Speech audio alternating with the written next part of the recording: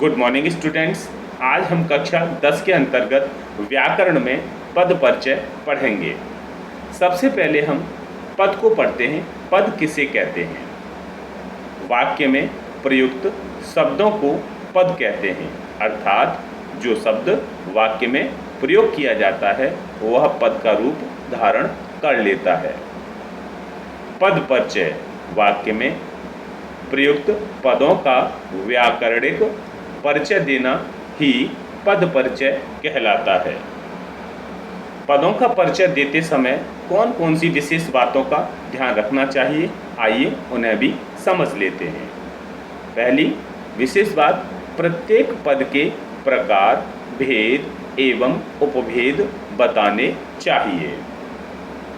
पद अंत में पद का कार्य भी बताना चाहिए। प्रत्येक पद का परिचय अलग अलग देना चाहिए।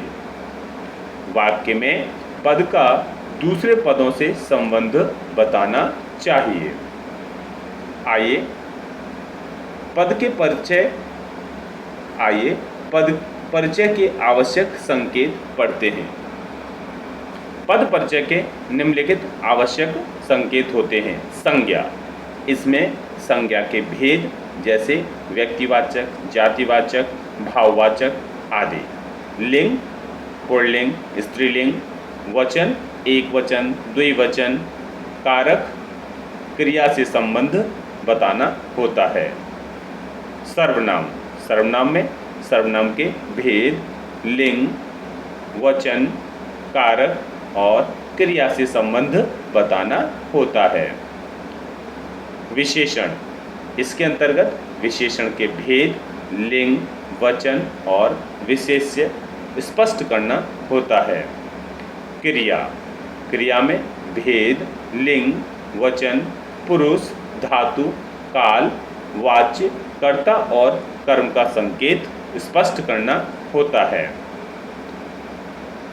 क्रिया विशेषण, क्रिया विशेषण के अंतर्गत भेद, जिस क्रिया की विशेषता बताई गई हो उसके बारे में निर्देश स्पष्ट करना होता है।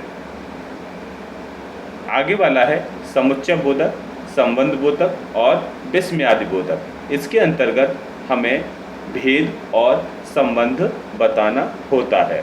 तो इस तरह से हमें पद परिचय देना होता है। मैं समझता हूँ पद परिचय आपको भली भांति समझ आ गया होगा। फिर भी आपके कुछ प्रश्न हैं तो आप जूम सेशन में उन प्रश्नों को पूछ सकते हैं। इसके अभ्यास के लिए आपको कुछ वाक्य दिए जाएंगे, उनमें आप पदों का परिचय देंगे। धन्यवाद।